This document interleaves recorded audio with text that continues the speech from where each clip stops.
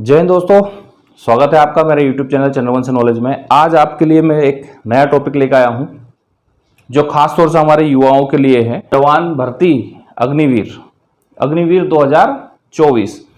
तो दोस्तों, अभी हमारे नौजवानों ने अग्निवीर 2024 की जो पहली भर्ती है, यानी साल में 2 बार भर्ती खुलती है अग्निवीर की, उसकी जो पहली भर्ती थी 2024 की, उसका लिखित परीक्षा का रिजल्ट आ चुका है।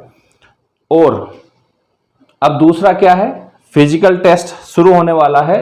तो फिजिकल टेस्ट कब शुरू होगा? जून के आखिरी सप्ताह से लगभग शुरू हो जाएगा।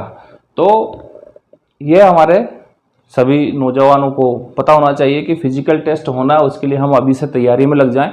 जो लोग परीक्षा पास कर चुके हैं, लिखित परीक्षा पास कर चुके हैं, वो लोग अब अपनी फिजिकल टेस्ट की तैयारी में पूरी तरह से लग जाए, जुट जाए, मेहनत करने में लग जाएं। तो दोस्तों, कुछ छोटी छोटी बेसिक जानकारी है जो मैं आपको बताना चाहता हूं। वैसे सभी लोग जो भर्ती देते हैं वो पहले से ही सारी जानकारी ले लेते हैं, उसके हिसाब से प्रिपेयर होते हैं और अपनी तैयारी शुरू करते हैं। लेकिन फिर भी मैं थोड़ा आपको एक बार रिफ्रेश करवा देता हूं, रिमाइंड करा देता हूं और इसकी जानकारी देता हूं। तो दोस्तों, सबसे पहले क्या है, अग्निवीर परीक्षा साल में 2 बार खुलती है, ठीक है। दूसरा, इसमें क्या होता है, आयु सीमा। तो कम से कम आयु सीमा होती है 17 वर्ष 6 महीने और अधिकतम आयु होती है 21 वर्ष।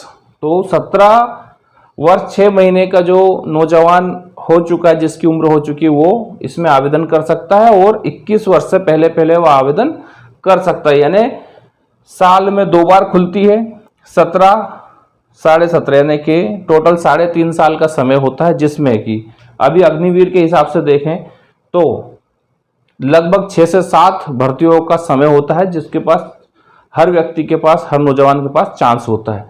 अग्निवीर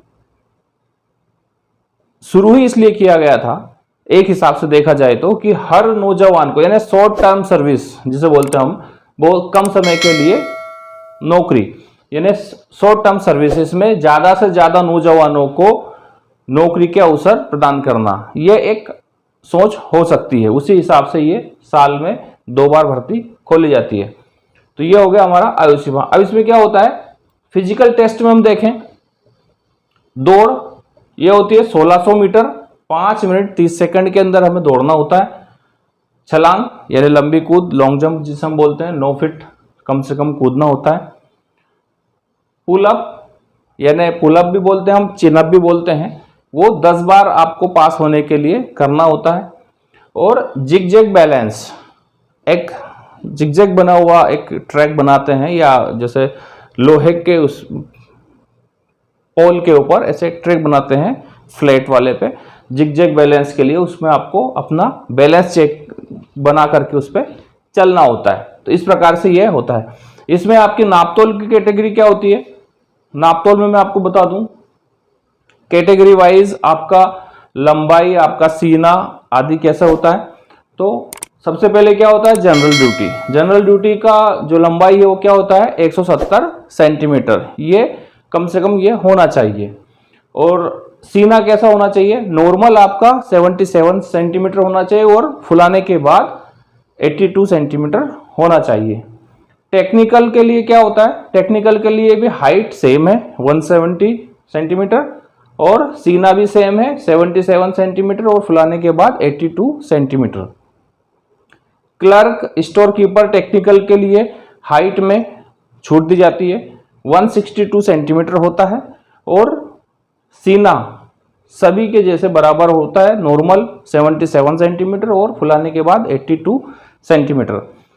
ट्रेड्समैन के लिए हाइट बराबर होती है सभी इन 3 कैटेगरी के तरह, 170 सेंटीमीटर, और सीने में इनको छूट दी जाती है, 76 नॉर्मल होता है और फुलाने के बाद 81 सेंटीमीटर सीना होना चाहिए। तो इस प्रकार से आप ये अपना इन सारी चीज़ों को ध्यान रखते हुए आप इस टाइम को मैनेज करके दौड़ की प्रैक्टिस कर सकते हैं, लॉन्ग जंप की प्रैक्टिस कर सकते हैं और आप पुलअप के लिए अपनी प्रैक्टिस कर सकते हैं।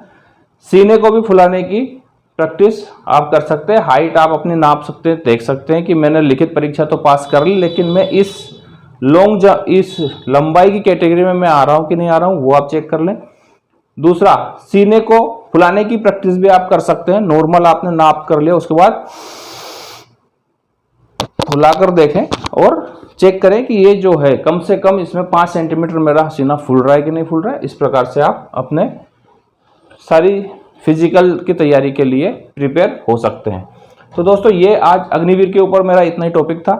आगे और जानकारी मिलेगी, और जानकारी आपसे शेयर करो। वीडियो देखें, शेयर करें, अपने दोस्तों को बताएं और फिजिकल टेस्ट में खूब मेहनत करें, तैयारी करें और पूरी फिजिकल टेस्ट को पास करके भारतीय सेना को ज्वाइन करें।